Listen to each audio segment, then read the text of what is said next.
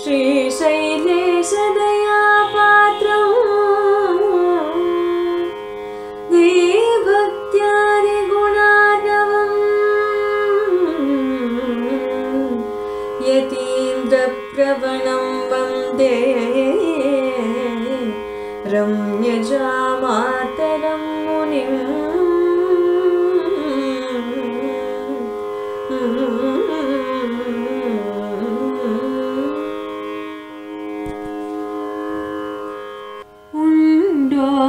வைகாசி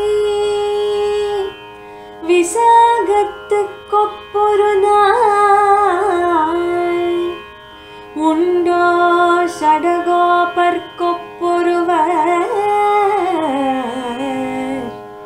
உண்டோ திருவாய்மொழிக்கொப்பு தென்குருகைக்குண்டோ ஒரு பாதனிலொக்குமோ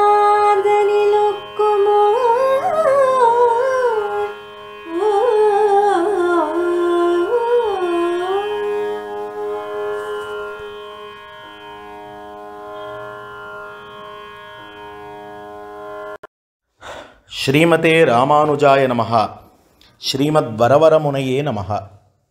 ஆழ்வார் எம்பெருமானார் ஜீயர் திருவடிகளே சரணம். உபதேசரத்தின மாலையிலே 15ஆம் பாட்டு அனுபவிக்க இருக்கிறோம். உண்டோ வைகாசி விசாகத்துக்கொப்பொரு நாள் உண்டோ ஷடகோபர்க்கொப்பொருவர் உண்டோ திருவாய்மொழிக்கொப்பு தென்குருகைக்குண்டோ ஒரு பார்த்தனில் ஒக்குமோர் என்பது பாசுரம். கீழே ஆழ்வார் அவதரித்துள்ள தேசத்தையும் அந்த காலங்களுடையும் அவர் அருளி செய்திருக்கிற திவ்ய பிரபந்தத்தினுடையும் வைபவத்தை அற்புதமாக பேசி அருளினார் மணவாள மாமுனிகள். இப்பாசுரத்திலே உண்டோ வைகாசி விசாகத்துக்கொப்பொரு நாள், அதாவது வைகாசி விசாகத்துக்கோ ஆழ்வார் அவதரித்துள்ள வைகாசி விசாகத்துக்கு ஒப்பான் நாள் ஒன்று உண்டோ, ஆழ்வாருக்கு ஒப்பொருவர் உண்டோ, அவர் அருளி செய்த திருவாய்மொழிக்கு ஒப்பு உண்டோ என்று தன்னிகரற்ற தன்மையை காட்டுகிறார். அத்விதீயமான தன்மை என்று காட்டப்படுகிறது. கண்ணனை சொல்லுகிற போது கண்ணனை அத்விதீயனான கண்ணன், அத்விதீயனான கண்ணன்னா எப்படி? ஏகமேவாத்விதீயம் பிரம்மா அப்படின்னு வேதாந்த வாக்கியம், பிரம்மம் ஒன்று அப்படின்னு வாக்கியம். மற்றவர்களெல்லாம் என்ன அதுக்கு, அதாவது குதிருட்டிகள் இதுக்கு அர்த்தம் என்ன பண்ணா அப்படின்னு சொன்னால், பிரம்மம் ஒன்றுதான் இருக்கிறது, ஏகமேவன்னு சொன்னதுனால பிரம்மம் ஒன்றுதான் இருக்கிறது, இரண்டாவதான வஸ்துவே கிடையாது அப்படின்னு சொன்னார்கள். ஏகமேவாத்விதீயம் பிரம்மானா பிரம்மம் ஒன்றுதான் அர்த்தம் பண்ண முடியாது. பிரம்மம் தன்னிகரற்றது, பிரம்மத்தை போல மற்றொரு பிரம்மம் கிடையாது, பிரம்மத்தை போல ஒத்தாரும் மிக்காரும் இல்லாத இன்னொன்று இல்லாத ஒரு வஸ்து பிரம்மம் அப்படின்னு காட்டினார்கள். அது என்ன அர்த்தம்? தன்னிகரற்ற உண்டு அப்படின்னு அர்த்தம். இப்போ பிரம்மம் தன்னிகரற்றது அப்படின்னு காட்டி, இப்படி பல பாசுரங்கள் உண்டோ, திருப்பாவை கொப்பு இப்படியெல்லாம் காட்டி, ஆண்டாளுக்குண்டாகில் ஒப்பிதற்கும் உண்டு இப்படியெல்லாம் காட்டி, உண்டோ திருப்பல்லாண்டு கொப்பதோர் கலைதான் என்றெல்லாம் காட்டி, இது என்ன அர்த்தம்? இவையெல்லாம் தனித்தன்மை பெற்றவை, இதற்கு நிகராக இன்னொன்றை சொல்ல முடியாது. அதுதான் தான் கண்ணனை சொல்லுகிற போது கண்ணன் தன்னிகரற்றவன். தன்னிகரற்றவனான கண்ணனை பெற்றதிலே தன்னிகரற்றவள் யார்? ஒருத்தி. யார் அந்த ஒருத்தி? தேவகி பிராட்டி. அதுதான் ஒருத்தி மகனாய் பிறந்துன்னு என்ன அர்த்தம்? அந்த ஒருத்தின்ற வார்த்தைக்கு என்ன அர்த்தம்? எவ்வளோ ஒருத்தி இல்லை, அவள் மட்டும்தான் ஒருத்தி, அவள் எவ்வளோ ஒருத்தி இல்லை, அவள் தான் ஒருத்தி. ஏன்னால் கண்ணனை தன் வயிற்றிலே அவனுடைய அவதார ரசத்தை பெற்றதை அவளைப் போல இன்னொருத்தி கிடையாது. அதே போல அவனுடைய லீலா ரசத்தை பெற்றவள் மற்றொருத்தி யசோத பிராட்டி. இவா 2 பேர் தான் ஆண்டாள் ஒருத்தின்னு காட்டுறா. கௌசல்ய பிராட்டிய சொல்லலை. ஏன் சொல்லலை அப்படின்னால், ஆண்டாள் கண்ணன் அவனை பெற்றதுனாலே அவள் ஒருத்தி. இப்போ திவ்யா தேவஹா ஏகஹா நாராயணா அப்படின்னு சொல்றது. அப்போ திவ்யா தேவஹா ஏகஹான்னு என்ன அர்த்தம்? ஏகன்னா ஒருத்தன், தன்னிகரற்றவன் அப்படின்னு அர்த்தம். ஒப்பற்றவன், அவனுக்கு ஒப்பு இன்னொருத்தர் கிடையாது. அதுதான் கம்பர் சொல்றார், கள்ளிருக்கும் மலர் கூந்தல் சானகியை மனச்சிறையில் கவர்ந்த காதல் உள்ளிருக்கும் என கருதி தடவியதோ ஒருவன் வாடின்னு சொல்றார். அந்த இடத்துல ராமனை சொல்லுகிற போது ஒருவன் அப்படின்னு சொல்றார்.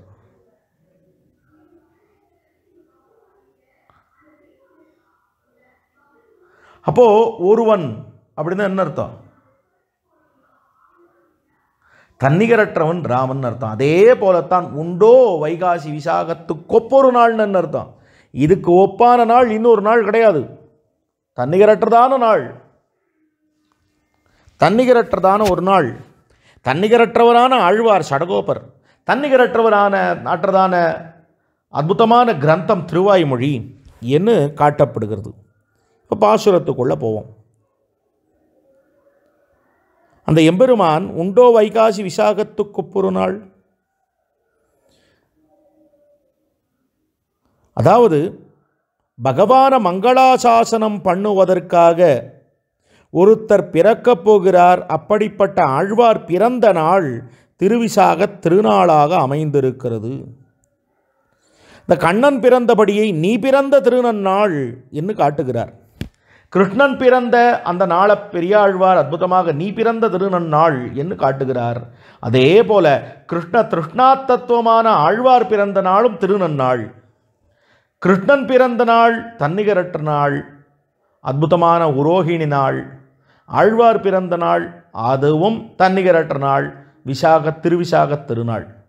கண்ணன் பிறந்த திருநாள் எப்படிப்பட்ட திருநாள்? பெரியாழ்வார் அற்புதமாக காட்டுகிறார். அத்தத்தின் 10ஆம் நாள் தோன்னிய வச்சுதன். அஸ்தத்தினுடைய முன்பட்டா பின்பட்டான்னு தெரியாது. ஏன் அப்படி சொன்னார்? ரோஹிணின்னு சொல்லலை அப்படின்னா ராவணன் வந்துடுவானோன்னு பயம். இது மங்களாசாசன பரத்வம். அப்போது அந்த நாளை பெரியாழ்வாருக்கு ஒழிச்சு சொல்ல வேண்டியதாக இருந்தது, ராவணன் வந்து பிடிச்சு விடுவானோன்னு. ஆனால் ஆழ்வார் பிறந்த நாளை ஒழிச்சு சொல்ல வேண்டியதில்லை மணவாள மாமுனிகளுக்கு.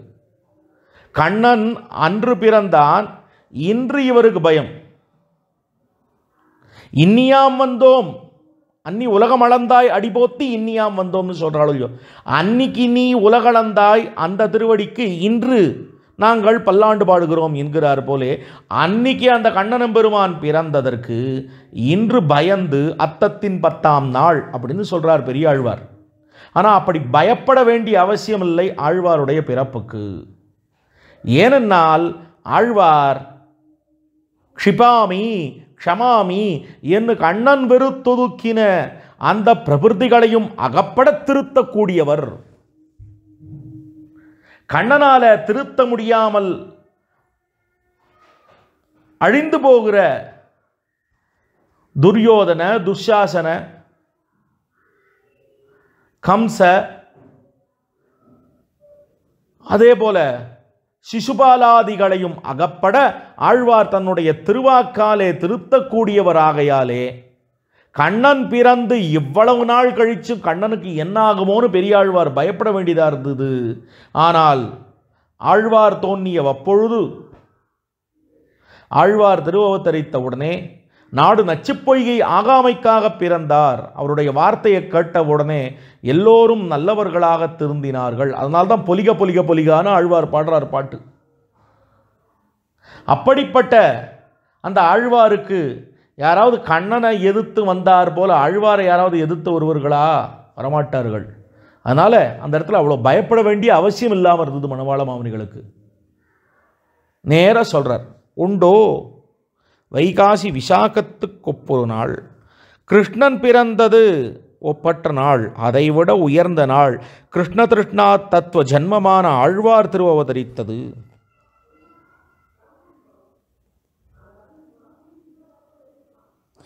அவர் அந்த கண்ணனபெருமான் பிறவியில் அக்ரூராதிகள் முதலான ஒரு 2-3-4 பேர் தான் நல்லவாழ திருந்தினா. ஆனால் ஆழ்வார் திருவவதரித்த போது தானகம் த்விஷதா க்ரூரானு க்ஷிபாமி, இதெல்லாம் கண்ணன் சொல்கிறான். அவரை மன்னிக்க மாட்டேன், தள்ளிடுவேன் அப்படின்னு. அப்படி சொல்லப்பட்ட அந்த பிரபுத்திகளையும் அகப்பட ஆழ்வார் திருத்தினார். அப்படிப்பட்ட ஆழ்வார் திருவவதரித்த திருநன்னாள் என்று காட்டப்படுகிறது. அப்படிப்பட்டவர்களை நின்கண் வேட்கை எழுப்பிப்பனே என்னும்படி இவர்களுக்கு அபினிவேசத்தை உண்டாக்கும்படி அவதரித்த திவசமிரே. எப்படிப்பட்டவர்களுக்கு? அவன் இவாளை மன்னிக்க மாட்டேன், க்ஷிபாமி க்ஷமாமி, ஸ்ருதிர் ஸ்மிருதிர் மமைவாக்ஞா, என்னுடைய ஆக்ஞை, இப்படிப்பட்ட என்னுடைய ஆணையை மீறுபவர்களை நான் மன்னிக்கவே மாட்டேன், என்னுடைய அடியவர்களை தண்டிப்பவர்களை கீழே தள்ளுறேன், இதெல்லாம் சொல்கிறான் கண்ணன். ஆனால் ஆழ்வார் பிறந்ததோ எப்படிப்பட்ட நன்னாள் அப்படின்னு சொன்னால், ஆழ்வார் ஊர் திருந்துவதற்காக பிறந்தார்.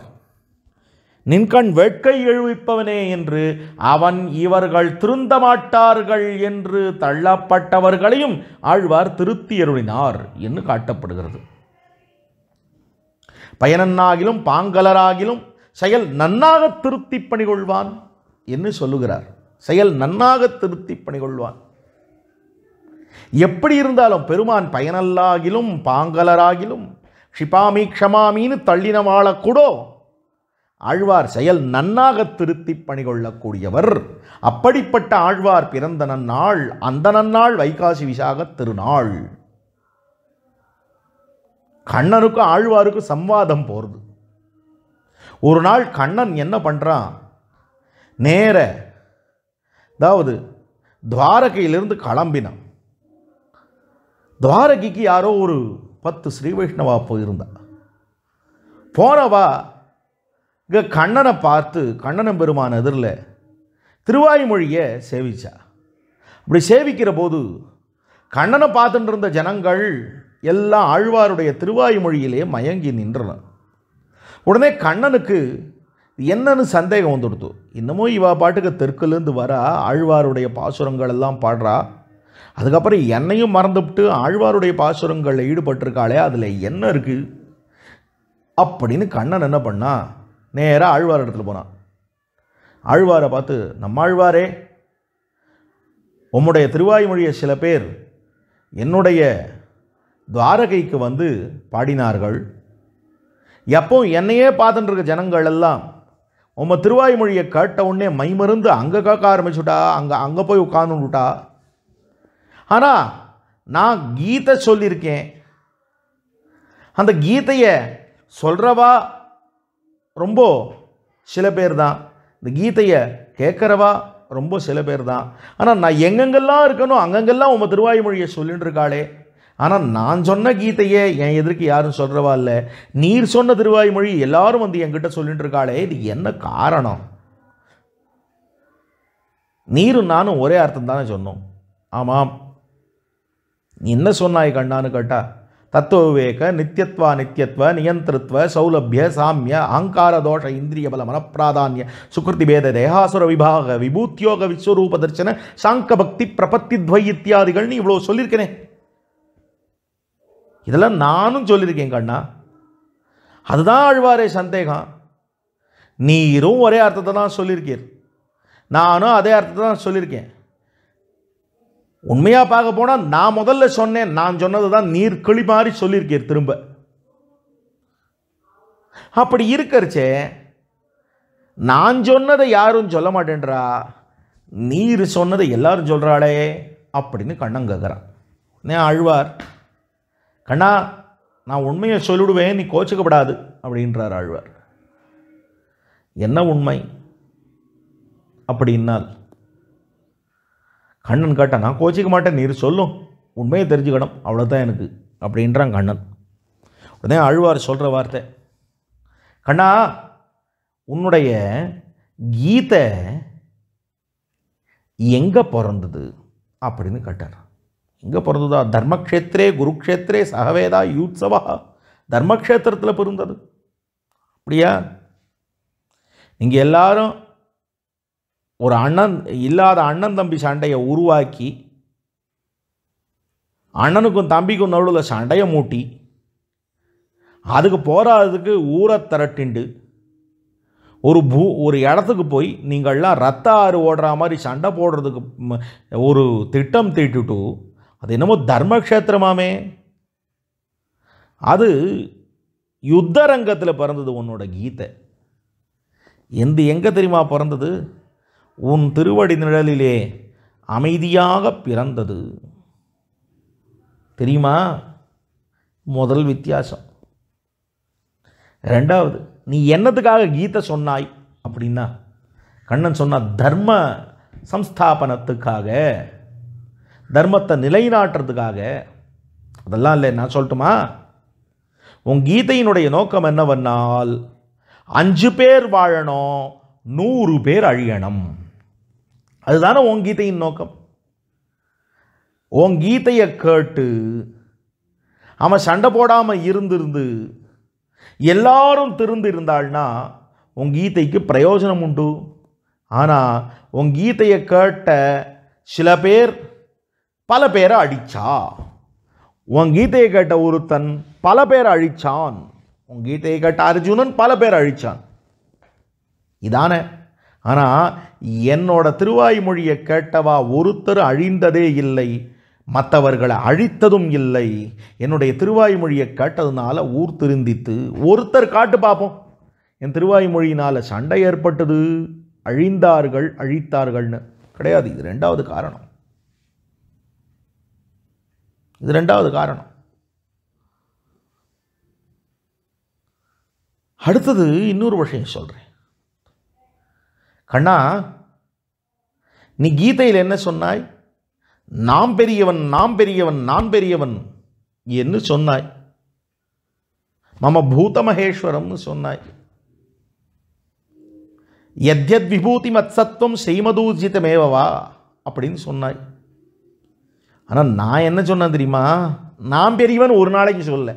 அவன் பெரியவன், அவன் பெரியவன், அவன் பெரியவன் ஒன்றை காட்டினேன். தன்னை பெரியவன் சொல்லிக்கிறவனை எவனும் நம்ப மாட்டான். ஆனால் ஒன்றை பெரியவன் நான் சொன்னதுனால என் வார்த்தையை நம்பினான். இன்னொரு காரணம் சொல்கிறேன் கண்ணா. உன் கீதை இருக்கே, அது வெறும் கான்செப்ட். இட் இஸ் அ தத்துவ வச்சனம். mere advice. देहिनोस्मिन् यथा देहे कौमारं यौवनं जरा तथा देहांतर प्राप्ति धीरत तत्र न मुख्यते சதுர்விதா பஜந்தே மாம். எதுவும் அட்வைஸ். நீ இப்படி இரு, நீ அப்படி இரு, நீ அப்படி இரு, இதை பண்ணக்கூடாது, அப்படி பண்ணு, இப்படி பண்ணு, இதை தான் சொன்னாய். நான் இன்னொருத்தருக்கு அட்வைஸ் பண்ணுறது 100 பாசுரத்தில் 10 பாசுரம் தான் இன்னொருத்தருக்கு அட்வைஸ். நான் அட்வைஸ் பண்ணது எப்படி தெரியுமா? நான் மற்றவாளுக்கு ஒரு சஜஷனில் நான் எப்படி கொடுத்தேன் தெரியுமா? ஆலோசனையை நான் வெறும் ஆலோசனை மட்டும் கொடுக்கல, என்னுடைய எக்ஸ்பீரியன்ஸை சேர்த்து கொடுத்தேன். என்னுடைய அனுபவங்களை சேர்த்து கொடுத்தேன். என் அனுபவங்கள் என்ன வந்ததோ அதுதான் பாசுரமாக வந்தது. ஆனால் உந்த அனுபவம் கிடையாது, அது வெறும் தத்துவம். தத்துவம் சொல்கிறவாளை சொல்கிறத, தத்துவம் யாருக்கு சொன்னால் பிடிக்கிறது? தத்துவம் சொன்னால் பிடிக்காது. ஆனால் எனக்கு இப்படி நடந்தது, அதனால் நீங்கள் இதை முயற்சித்து பாருங்கள்னு சொன்னால் பிடிக்கும். அது தத்துவ வச்சனம். எந்த தத்துவதரிசி வார்த்தை, தத்துவத்தை நேர பார்த்தவருடைய வார்த்தை. இன்னொன்று சொல்லலாமா? கடைசியாக சொல்லிவிடுறேன் அப்படின்னார்கள். சொல்லும். நீ சொன்னது முரட்டு சம்ஸ்கிருதத்தில், நான் சொன்னது செவிக்கினிய செஞ்சொல்லான தமிழிலே, 1000 இன்தமிழிலே.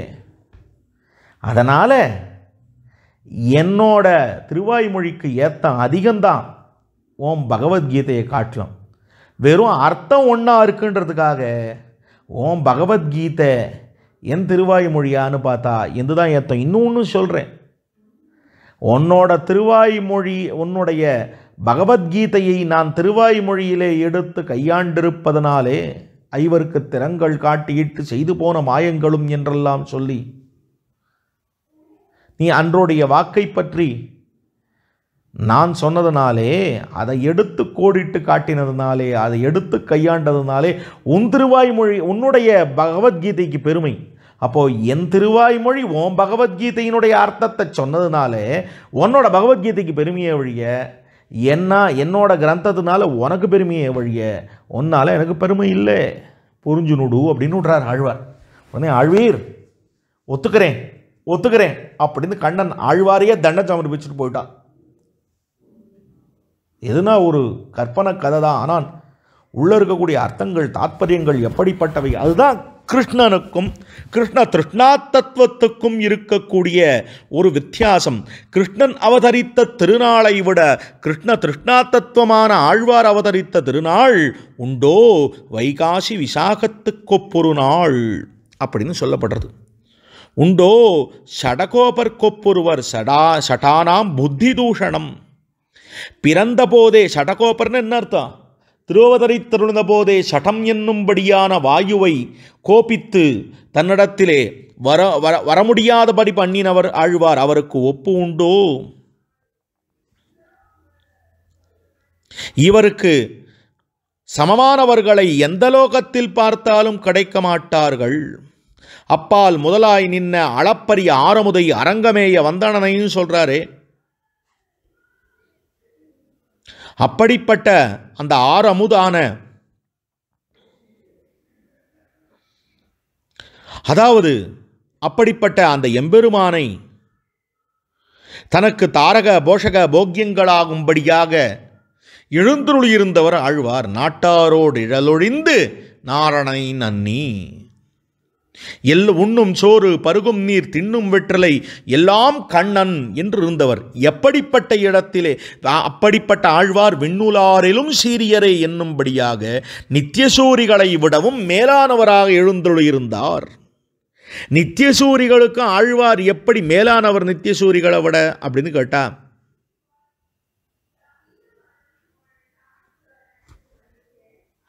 அதாவது எப்படிப்பட்டது அப்படின்னால், நித்தியசூரிகளை தவிர மற்ற எல்லாரும் தேவதாந்தரங்களிலே ஈடுபட்டு இப்படியெல்லாம் தங்களை தாழ்த்தி கொண்டிருக்க, அப்படிப்பட்ட ஆழ்வார் அவர்கள் எந்த நாட்டிலே இருக்கக்கூடியவர்கள் அப்படின்னால் தெளிவிசும்பு திருநாடு என்று இருக்கக்கூடியவர்கள். அப்படிப்பட்ட நித்தியசூரிகள் நல்லவர்களா, அதாவது எந்த விதமான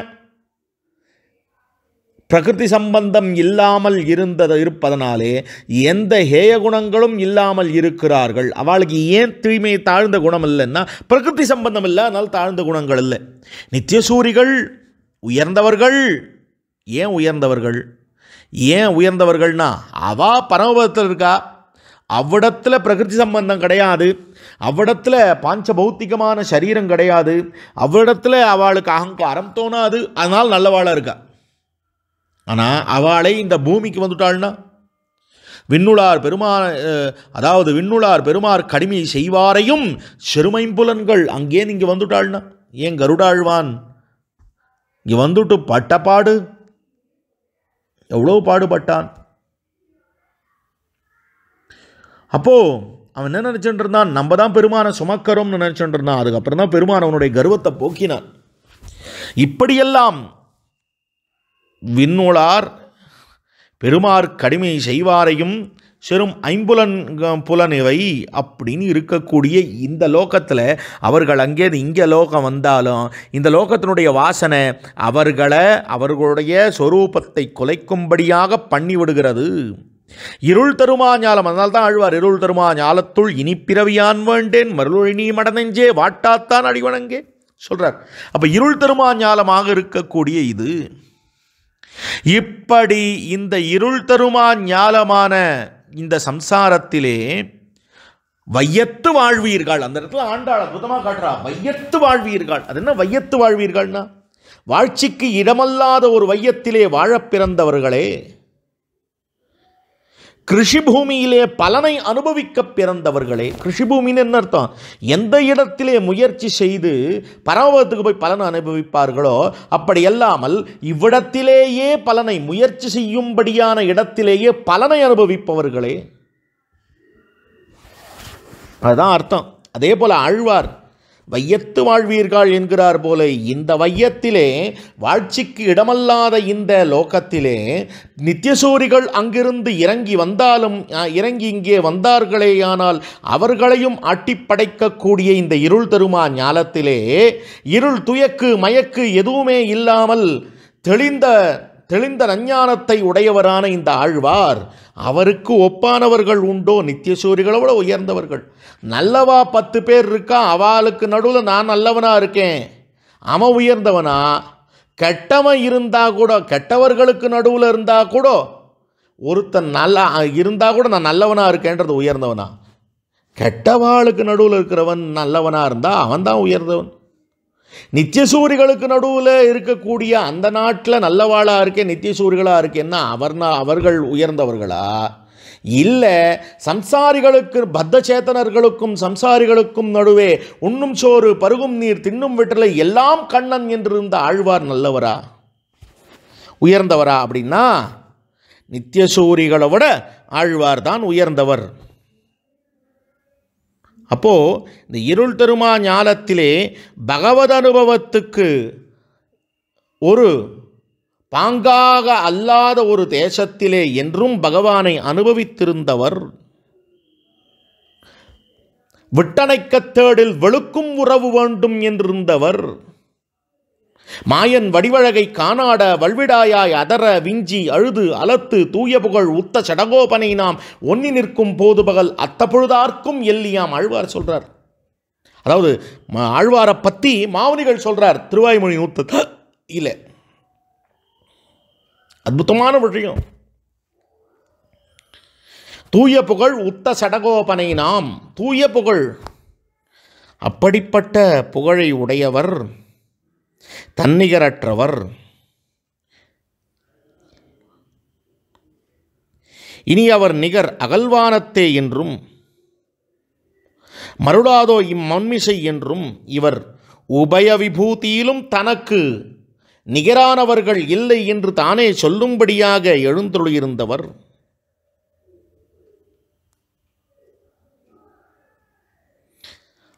அப்படி மகாத்மாவாக எழுந்தருளியிருந்த இந்த ஆழ்வார் திருவவதரித்த திருநன்னாள். அப்படிப்பட்ட இந்த ஆழ்வார், அவருக்கு ஒப்பானவர்கள் யாருமில்லை. அதைத்தான் இந்த நட்சத்திரத்துக்கும் ஒப்பான நட்சத்திரம் இல்லை, இந்த ஆழ்வாருக்கும் ஒப்பானவர் இல்லை. சடகோபருக்கு உண்டோ? சடகோபருக்கு ஒப்பொருவர் ஒருத்தரும் சடகோபருக்கு ஒப்பு அப்படின்னு சொல்ல முடியுமா? சொல்ல முடியாதே.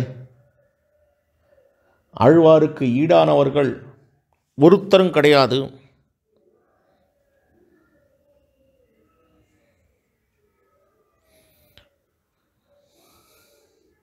வைகாசி விசாகத்துக்கு ஒப்பொரு நாள் கிடையாது, சடகோபருக்கு ஒப்பொருவர் கிடையாது, திருவாய்மொழிக்கு ஒப்பு எதுவும் கிடையாது, திருக்குறுகூருக்கு ஒப்பான ஊர் கிடையாது. 4 அத்விதீயமான விஷயங்கள் காட்டினார். அதுதான் ஆழ்வாருடைய. அதனால்தான் கண்ணன் சொல்றான், வாசுதேவ சர்வமிதி சம்ஹாத்மா சுதுர்லபா. வாசுதேவனே எல்லாம் என்று சொல்லக்கூடியவர் ஞானி இல்லையே. ஞானி இல்லையேன்னு அழறான் கண்ணன். என்னப்பா ஞானி இல்லையேன்னு அழறியே? பீஷ்மர் ஞானி இல்லையா? வியாசர் ஞானி இல்லையா? கிருப்பர் ஞானி இல்லையா? இவாளெல்லாம் ஞானியெல்லாம் வச்சுட்டு ஞானி இல்லையேன்னு அழுதா என்ன அர்த்தம்னு கேட்டா, அப்போ தான் சொல்கிறான் கண்ணன், அவள்லாம் கர்ம ஜான பக்தி யோகங்கள்லாம் தெரிஞ்ச ஞானிகள். ஆனால் இவையெல்லாம் எனக்கு கண்ணன்னு சொல்கிறவா ஒருத்தர் இல்லையே. எனக்கு எல்லாம் கண்ணன், தாரக போஷக போக்கியங்கள் எல்லாம் கண்ணன்னு சொல்கிறவா யாரும் இல்லையேன்னு கண்ணன் அழுதான். கொஞ்சம் 43 நாள் கண்ணன் காத்துட்டு இருந்திருக்கலாம். ஆழ்வார் அவதரித்திருப்பார், கண்ணனுடைய கட்டமும் தீர்ந்து போயிருக்கும். உண்ணும் சோறு பருகும் நீர் தின்னும் வெற்றிலை எல்லாம் கண்ணன் என்று அவதரித்திருக்கலாம். உண்டோ திருவாய்மொழி கொப்பு தென்குறுகை கொண்டோ ஒரு பார்த்தனில் ஒக்குமூர். அடுத்தது உண்டோ திருவாய்மொழி கொப்பு? திருவாய்மொழிக்கு ஈடான கிரந்தம் உண்டா? திருமாலவன் கவி என்ன அற்புதமாக அவாவிலந்தாதிகளால் இவையாயிரமும் அப்படின்னு சொல்கிறாரே. இவையாயிரமும் எப்படிப்பட்ட ஆயிரம்? திருவாய்மொழிக்கு ஈடானது ஒன்று உண்டா? நம்ம சம்பிரதாயத்தில் திருவாய்மொழிக்கு இருக்கக்கூடிய ஒரு மேன்மை மற்றொன்றுக்கு உண்டான கிடையாது. அதனால்தான் ஆச்சாரிய ஹிருதயம்னு அற்புதமாக காட்டியருளினார். திருவாய்மொழியினுடைய விஷயங்களெல்லாம் எடுத்து எடுத்து எடுத்து அற்புதமாக ஆழ்வாருடைய திருவுள்ள கருத்து என்ன என்பதை அழகிய மணவாள பெருமாள் நாயனார் அத்தியுதமாக காட்டியிருக்கிறார். அத்தியுதமாக எடுத்து காட்டினார். அதே போல் ஆழ்வாருடைய அந்த திருவாய்மொழியினுடைய வியாக்கியானத்துக்கு, அதாவது ஈடு 36,000க்குத்தான் பகவத் விஷயம் என்று ஒரு எல்லாமே பகவத் விஷயம்தான். ஆனால் பகவத் விஷயம்னு பொதுவாக சொன்னால் ஆழ்வார் அந்த ஈடு 36,000 படியைத்தான் குறிக்கும். ஏனென்றால் திருவாய்மொழி, திருவாய்மொழிக்கு ஒப்பான ஒரு கிரந்தம் கிடையாது. எப்படி தர்மவீரி ஞானத்தாலே தெரிந்தருட்டாய் மேலே மேலே தொடுப்பாரை போலன்றே அப்படின்னு ஒரு அற்புதமான சூர்ணிக்கை. அதாவது ஆழ்வாருடைய பாசுரத்துக்கும் இந்த ரிஷிகள் சொன்னதுக்கும் என்ன வித்தியாசம் அப்படின்னா, அவள் குரோனலாஜிக்கலாக சொல்லின்னு வந்துடுவா. ராமன் அவதரித்தான், அதுக்கப்புறம் இது நடந்தது, அதுக்கப்புறம் இது நடந்தது, அதுக்கப்புறம் இது நடந்ததுன்னு அப்படியே ரொம்ப சரித்திர பாகமாக சொல்லணும் வந்துடுவா வரிசைப்படுத்தி. ஆனால் ஆழ்வார் அப்படி இல்லை. எப்படி சொல்லுவார் ஆழ்வார் அப்படின்னால், என்ன அனுபவம் ஏற்படுகிறதோ அந்த அனுபவத்தை அப்படியே பதிவு பண்ணிடுவார்.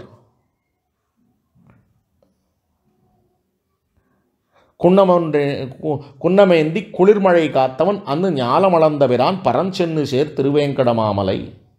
இப்போ ஞாலமளந்தது எங்கே? திருவேங்கடமாமலை எங்கே? குன்னமேந்தினது எங்கே? என்ன மாதிரியான அனுபவத்தினோட மிக்ஸ் ஆஃப் அனுபவம் வருது பாருங்க. கிருஷ்ணாவதாரம், அதுக்கப்புறம் வாமனாவதாரம், அதுக்கப்புறம் அர்ச்சாவதாரத்தை கொண்டுட்டார் ஆழ்வார்.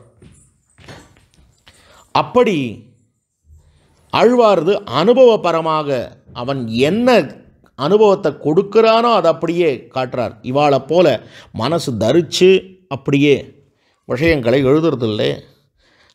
அதுதான் திருவாய்மொழி. திருவாய்மொழி என்பது அனுபவ கிரந்தமாக அமைந்திருந்தது. அதாவது மற்ற கிரந்தங்கள், இந்த புராண இதிகாச புராணங்கள் கங்கா காங்கேய கதைகளை சொல்லி பகவானுடைய பெருமையை பேசுகிறேன் என்று சொல்லி கிளைக்கதைகள் கதைக்கதைகள் கலைக்கதைகள் என்று போய் கடைசியில் அது என்னன்னே சொல்ல முடியாமல் அங்கே எப்படி இருந்ததுன்னால், பசுவை பற்றி எழுதுனால் மரம் இருந்தது, மரத்தில் இலை இருந்தது, மரத்தில் கொடி இருந்தது, மரத்தில் செடி இருந்தது, மரத்தில் பூ இருந்தது, மரத்தில் காய் இருந்ததுன்னு இப்படி எழுதிட்டோம். அதுக்கு அடியில் பசு கட்டப்பட்டிருந்தது. இப்படி தான் பகவத் விஷயங்களை இதிகாச புராணங்கள் காட்டுகின்றன.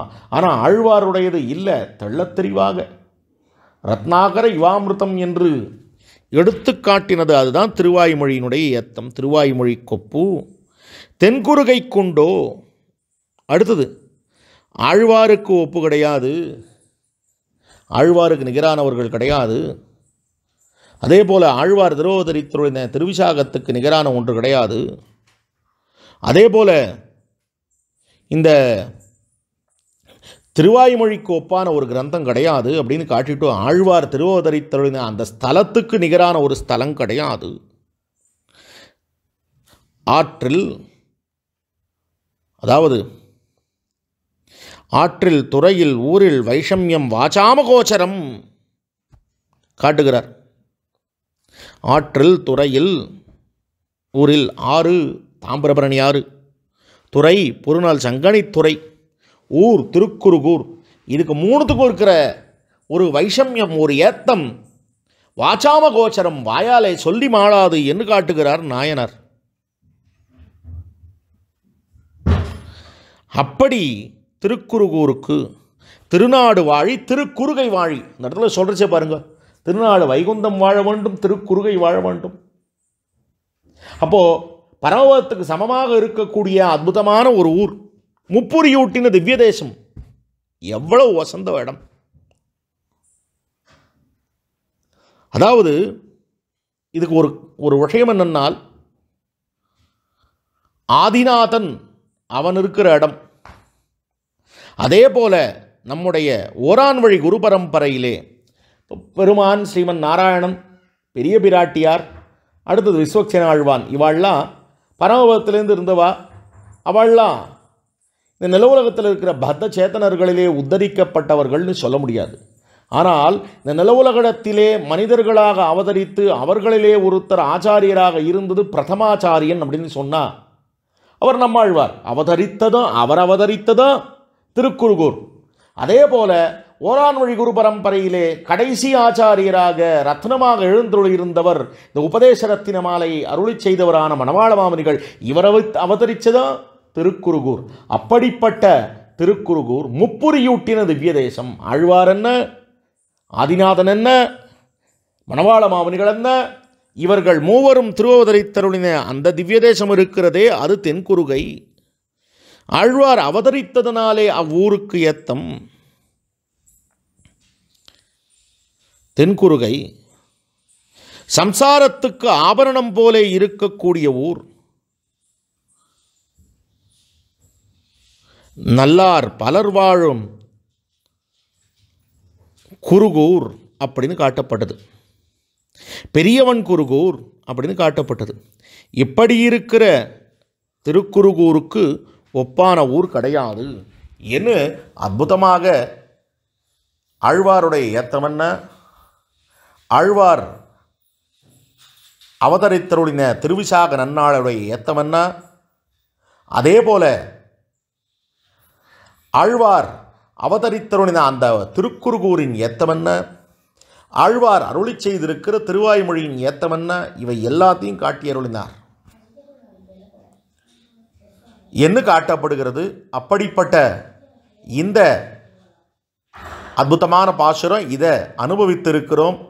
சிறிது நேரம் எடுத்துக்கொண்டேன், ஆனால் விஷயம் அனைத்தும் ரசகனமான விஷயம். அப்படிப்பட்ட இந்த விஷயங்களை இன்று அனுபவித்திருக்கிறோம். நாளை அடுத்த பாசுரத்தினுடைய அர்த்தத்தை அனுபவிப்போம் என்று சொல்லி அமைகிறேன்.